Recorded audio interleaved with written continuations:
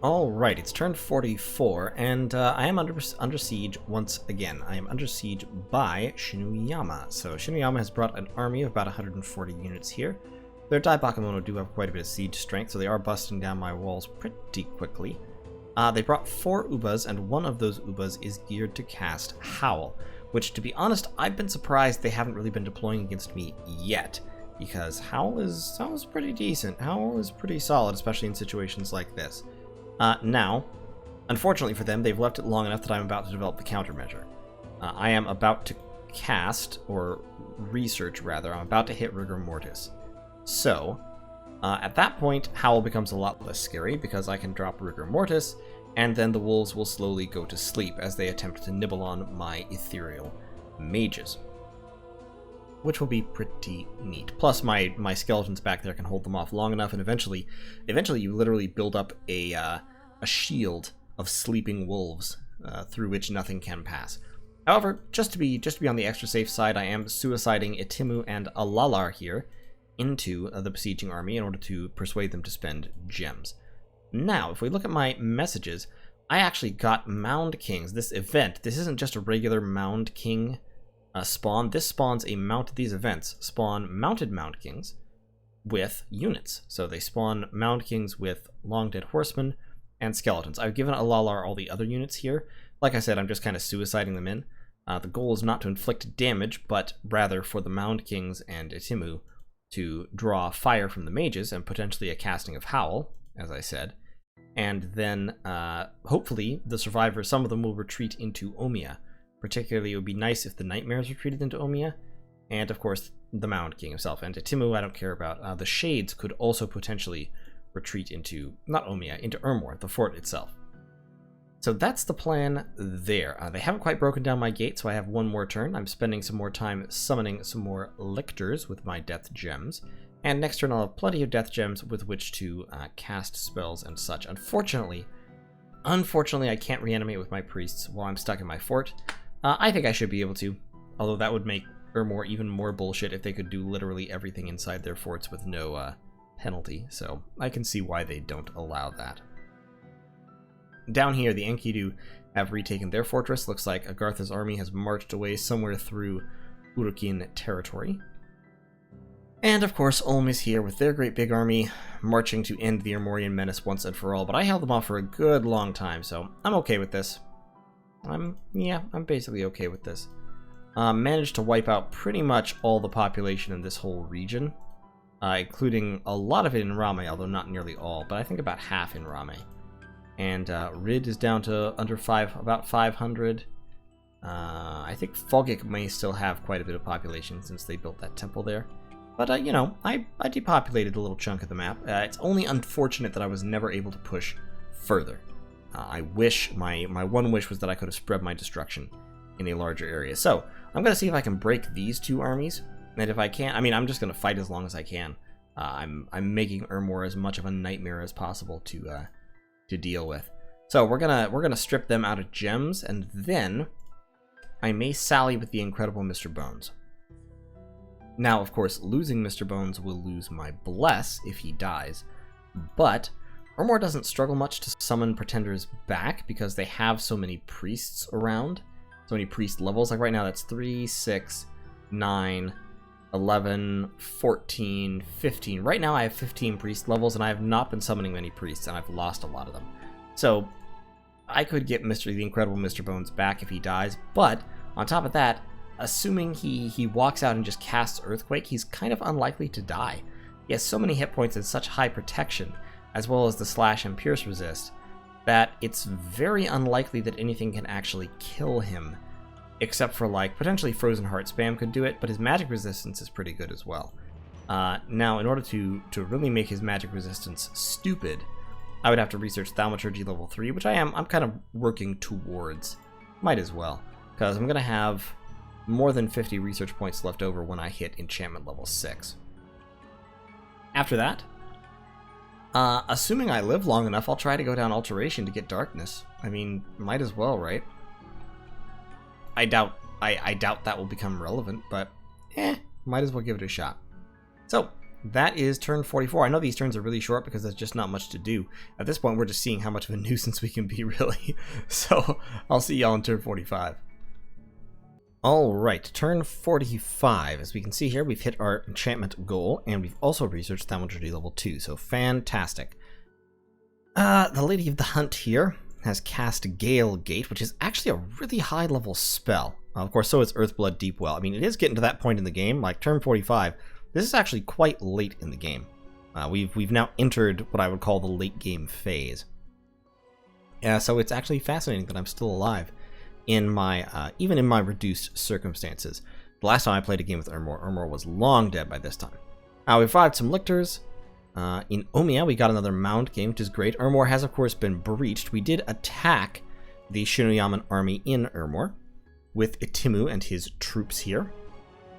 And I did manage to drag out some gems. I got them to summon a water elemental, and they cast Howl and Relief. Now that is the really good one. Unfortunately, they still have enough gems to do it again. Soxy the gnome here, and then they've got Saya the Uba, who has 4 gems herself. So they can still cast Howl and Relief again. Relief largely, but not entirely, negates Rigor Mortis, so yeah, we'll see. Rigor Mortis probably may not be able to save me, but in any case, I killed a few of their Dai Bakemonos, just a few, and then of course my troops were wiped out, as is to be expected, but Itimu, of course, is back with us. So, this turn we are preparing to be attacked. We're dumping our troops onto Rim Mountains in an effort to besiege Rim Mountains effectively. Don't know if we'll be able to take that. This is actually a reasonable quantity of troops. I mean, this is about... it's about 100 units all told. They're not... I haven't even hardly bothered to script them, to be fully honest, because they don't really deserve scripting. But it's just a whole bunch of random assorted undead, basically. I can tell him to stay behind troops. 1 second. Oh, I'm losing my mind. There we go. That's the hotkey. So they'll just swarm in, see if they can lay siege to this fort to prevent him from recruiting anything from it. And we'll see if we can hold Ermor. I've got my people set up mostly like they were last turn. Some troops up front. I've got more troops in the back in order to absorb the Howl. And I've got them set on attack closest, so they will go after the wolves, if the wolves come after us. And I've got these little groups right here in the back, and I've got my skeleton horsemen on the flanks, as well as infantry up front. A lot of my mages are scripted to skill spam, and occasionally throw shadow blasts. I don't actually have him. I haven't actually given Mr. Lictor any death gems. I'll give him a death gem so that he can throw a shadow blast.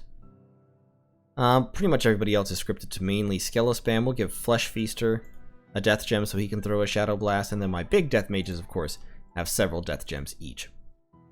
The Incredible Mr. Bones will be Earthquaken. Although, actually, in this setup, the Earthquake probably won't help me as much. I'm hoping that I can hit some of the Ubas and force them to turn into Ghost Cats. Yeah, actually, I will. I do want to Earthquake, and actually, I want to Earthquake round 1. So I'll drop the Earthquake round 1. That will be before anybody starts skill spamming, so it won't hurt me as much. And then we'll get the Flame Shield, Fire Shield, and then we'll get the Shadow Blasts. And then we'll get a Horde of Skeletons. And we'll roll that way. So, here's my goal here. So long as my my Rigor Mortis caster doesn't die, that's Mike Ruzoth, who is, of course, ethereal. So long as Mike Ruzoth doesn't die, my god is basically invulnerable. Like, he's very, very, very hard to kill. And if I have him up front, which I do, he should pretty much clog people who are coming in. Combine him with the chaff that I have, and then the Horde of Skeletons casts that I'll be putting out very, very constantly. And I should, hopefully, be able to sort of gum up the enemy to such an extent that they can't effectively finish me off. They can't kill me, basically. So Mike Ruzoth is going to cast Rigor Mortis, Personal Luck, and then actually he's going to need to buff himself with Fire Resistance as well. So we're going to go Protection from Fire, and then he's going to cast Horde of Skeletons to help prevent the flaming arrows from killing him, which otherwise they will because he has 0 protection. So Protection from Fire will help with that. My other expensive mage, Putrescator, should also do that Skeletal Body, Personal Luck, and then let's go Resist Fire. Protection from Fire, whatever, same spell. Yeah, and the goal is basically just to gum them up with chaff long enough that they fall asleep. The wolves, of course, the relief will definitely hurt this, but the wolves will also build up fatigue, and so they should eventually fall asleep, which will lower their damage output, and hopefully I can just win on time, if nothing else. I may lose everything but the incredible Mr. Bones in the process of doing this, which would be a bummer, because that's all I have, and it's not all Shinuyama has. But you know what? I've been waiting for death for many, many turns at this point, so we'll just have to see how it goes. I wouldn't mind being destroyed at this point. I'm just fighting on out of sheer cantankerous stubbornness in the true spirit of Ermor. So, thanks for watching. I'll see you all in turn 46, and we'll see if Shinuyama can finally extirpate the enormous evil of Ermor, or if there will be one last renaissance of the undead. So, see you then. Alright, folks, turn 46. Nothing really happened. I hit Thaumaturgy level 3, and I hit Conjuration level 2 because I ran out of my research list, because I didn't honestly think I would get this far. I doubted that it was going to happen. So, I'm going to research Thaumaturgy level 4 real quick. It'll take me a couple of turns, assuming I live that long, but if I get up to it, it'll let me cast Vengeance of the Dead, which will be kind of hilarious. So, yeah, that's the plan here. I am still under siege, and I'm not coming out. I'm casting Pale Riders, and I'm going to keep using my gems to summon stuff for as long as they hold me under siege, which they might do for a while. It'll kind of depend. Now, if I can actually build up my siege strength, I may actually be able to start repairing the walls faster than they're breaking it down, but I doubt it because the siege defense of a Long Dead Horseman is only 0.1. And the spells that have higher siege defense values are less efficient at getting you siege chaff, or are less efficient at getting you things that are actually useful. They're only useful for getting you siege chaff. I could be reanimating archers, I guess. Now let's stick with Pale Riders for now. It scales, so it gives me more dudes. We'll stick with that, and that's all I'm doing this turn, to be fully honest. So we read our messages. Was a battle. He sent in a Bakemono chief to attack me, who did not spark any gem usage. He will need to send in an actual mage to spark gem use. I am continually launching Itimu at him, which is fine, and Itimu can spark gem use, especially if I give him a couple of garbage magical items. I don't really want to give him endless bags of wine, though. Tell you what. Itimu, old buddy, old pal, let's give you 3 blood slaves here. Let's have him break siege again. Yep, break siege, go ahead. Edna can't really do anything, so we'll just keep chilling out. See you next turn. Alright, it's turn 47. More of the same. We are just holding down Ermor. We sallied forth, killed a couple of Die Bakemonos. This army, I believe, is still growing. Got a messenger from Is, who is announcing that the undersea nations have now united, as underwater nations tend to do. I'm actually shocked that none of them have died yet. But in any case, we're just holding on. I know this video, this turn is extremely brief because nothing is changing. We've recruited a whole bunch of skeletal horsemen, about 80 of them. We're not actually casting any spells this turn. I'm saving up my death gems to try and get something else done. As it is, if they attack, I think I've got a shot. I am working on a sneaky little strategy, which is basically, I'll just explain. The Incredible Mr. Bones has natural protection 33. He also has 2 miscellaneous slots. He is inanimate, which means he can't regenerate, but if I could get him 2 sets of bracers of protection, then his protection would be much higher, I believe, because I think bracers of protection stack with natural protection just fine. No, I guess they're armor protection. Darn. I was thinking they were nat prot. Yeah, unfortunate. Well, basically I'm trying to get him some kind of defenses so that I can then use him to clear this whole army out. He might be able to clear the army out now, but the problem is that the earthquake will absolutely probably kill this gnome. It will hurt Ubas, but it will turn them into ghost cats. It won't kill them. They'll just transform. It'll kill Bakemono archers and potentially bandits, Won't really hurt Dai Bakemono, and of course it won't hurt Tengu at all. That said, I could probably turn timer route this whole army with the Incredible Mr. Bones. You know what? What the heck? I can't break the siege, unfortunately. If I could, I would love to break the siege with him, but as it is, as soon as if I can beat this army even very temporarily, I'll start patrolling with him. But in any case, right now we're just kind of holding and waiting for the world to change, so I'll see y'all next turn. Alright, turn 48. If we look at today's battle, we can see that the enemy now has the King of Mountains. So he's brought in one of the elemental royalty to help siege me down. He's got his army all spread out, triple lines of Bakemono archers in the front, lots of dudes in the back. He also has a Dai Tengu who he's summoned with an Ice Lance, no less. So he's committing significant resources to try and make sure this works. And a whole bunch of Bakemono sorcerers. So if you can't beat Skeleспam another way, beat Skeleспam with Skeleспam, I think is his theory here. He's also got some gems to summon some elementals and such. He's got this Uba. Looking at the Ubas, I don't think any of the Ubas have anything really special going on. Some water gems there.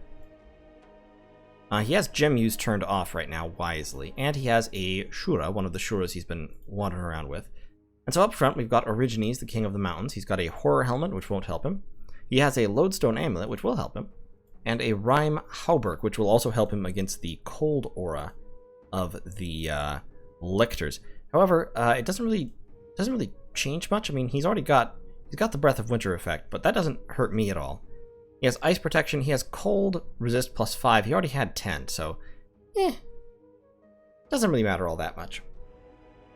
And of course, his natural prot is already quite high. So the extra armor from the Rhyme Hauberk, I mean, it matters some. It's going to make him very, very hard to kill, but if he gets into, for example, melee with my statue, the Incredible Mr. Bones can just cast Hand of Death on him until he dies.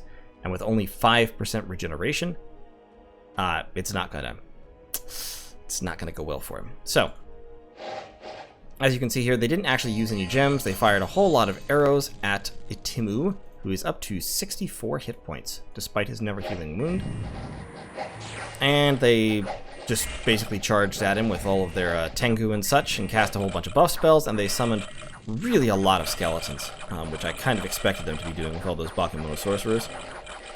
And so Itimu just did his thing, and kind of clogged him up, and he got 8 kills, although one was a Dai Bakemono, 2 were Konoha Tengus, and the other must have been skeletons. So it looks like he's preparing to come in. Now, I'm spending my gems reviving another Dusk Elder this turn, which arguably isn't the most ideally efficient way to do this. I could spend those gems summoning 40 more Long Dead Horsemen, or summoning a whole bunch of regular human skeletons. I guess I should. I could summon a Wailing Lady, too. Wailing Lady's for 15 gems, a little bit overpriced. So yeah, I can summon about 40 Pale Riders, actually more. So I'm just going to do that, I guess. I have been thinking that I was going to... The reason I'd saved those gems last turn was to summon another Dusk Elder, but since it looks like the attack is probably coming this turn, I won't bother. Itimu is going to be breaking siege with a few gems and such in order to encourage gem usage. And so basically this is one of the problems with this kind of siege environment. You can't you really can't do much. You can't use, because this is going to happen. Itimu is going to break out and cause gem use. And so you can't really script gem use for the battle itself. Like Origines is holding 2 Earth Gems. I'm not sure what he's planning to do with those besides summon elementals, but basically Itimu is going to trigger a whole bunch of elemental summoning. And then, of course, those gems will not be available to use in attacking the castle itself. So he might beat me here. This might be the end. I might be able to hold on for another few turns, but in any case, that's going to be all I have for this turn, so we'll see how it goes. Take care. Alright folks, so it's turn 49 of Malpractice, and we were attacked in Ermor. So first of all, Itimu went in, did his usual thing. I didn't draw any actual gem use, I don't believe, but he inflicted a few casualties and all that. And then there was the battle at the Fortress of Ermor, and it was interesting. So the battle itself went very much as I had predicted and hoped. We had our statue and our barbarians up front, skeleton, horsemen, and such, skeletons in the back, lictors in the center, all my mages arranged. He had his archers spread out, his other troops. He had the King of Mountains. And as we watched the battle, he summoned some elementals, he sent in some troops, he was shooting lots of arrows, he cast Howl and Relief, while I dropped Rigor Mortis. The battlefield turned into chaos. A lot of my skeletons were back here, but I was constantly summoning more.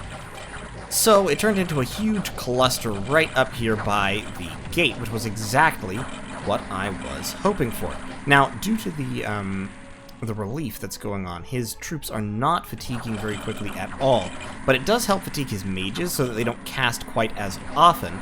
And ultimately what happens, well, you'll see, this goes on for quite some time, just slowly whittling down the armies of both sides. But my army is whittling down in a less important way than his, because of course my army does not break the vast majority of it. Some of my mages do break and rout off, and some are killed by wolves. There is the earthquake going off from the Incredible Mr. Bones. The Incredible Mr. Bones, interestingly, routs, and I'm not sure what could possibly cause that. But it happens. He routs. He can't run because he's a statue, and because he's an innate caster, he keeps casting spells, but I think as soon as he wakes up, he starts casting spells again, but he does technically rout. My mage corps gets slowly whittled down, but basically we're pretty solid here. Like, nothing terrible is happening. Origines is way over here at the edge, unable to reach anything past the enormous pile of wolves and skeletons that has blocked up the gate. And it's just skeletons and Dai Bakemono fighting skeletons and very, very slowly killing them. And every time they've almost killed them, more skeletons arrive and just kind of join the back of the pack. They gradually whittle me down, but eventually they do run. You can see the holy pyres are causing a lot of damage to the skeleton hordes, and they're starting to push through. They are, but at least the last time I watched this, it didn't happen quite soon enough. Yep, there they go. And now they all rout, because as the attackers, they rout first. So the attackers run away just as they finally force their way through. And Ermor is saved, and the Incredible Mr. Bones is alive, and we've got 3 of our spectators and 1 archbishop, plus several others routed, and so they should come back after the end of the battle, because they just ran into the fortress, and now the fortress is safe. So now we go to look at the battle report, and this has nothing to do with what we just watched. This is, if that was a display error, it was a display error of a very interesting kind. Because what I see here is, I somehow won the battle, quote-unquote won, but in the process, every single one of my units died.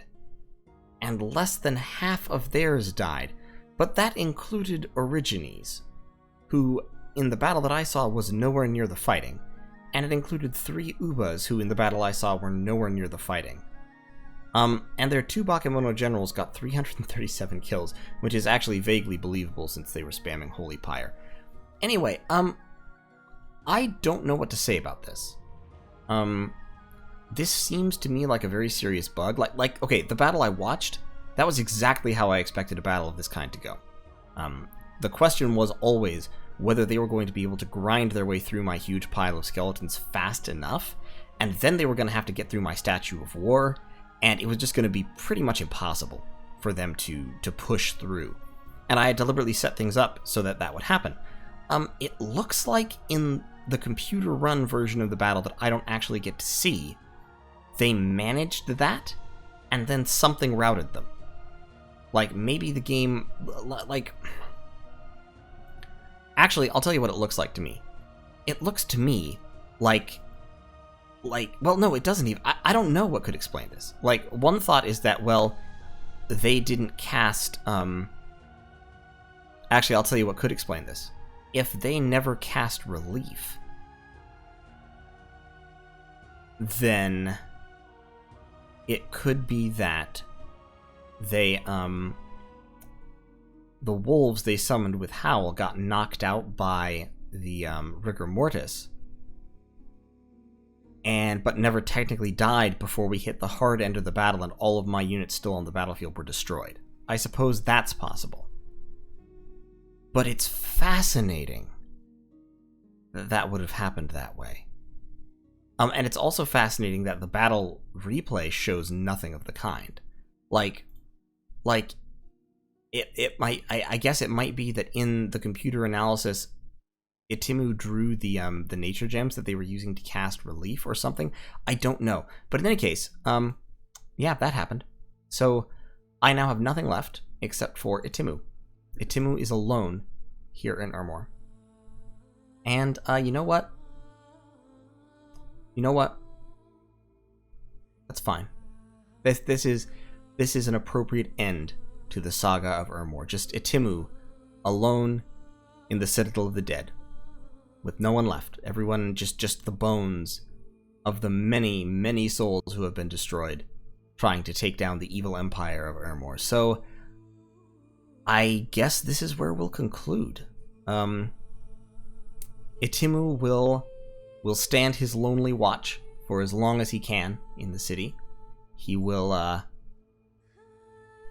he'll continue summoning the dead to his aid, and he will hold the gate of Ermor until finally the enemy the living can muster their legions and march to destroy him once again. So thank you for watching this interesting little series. So now you've seen a little bit of Ermor.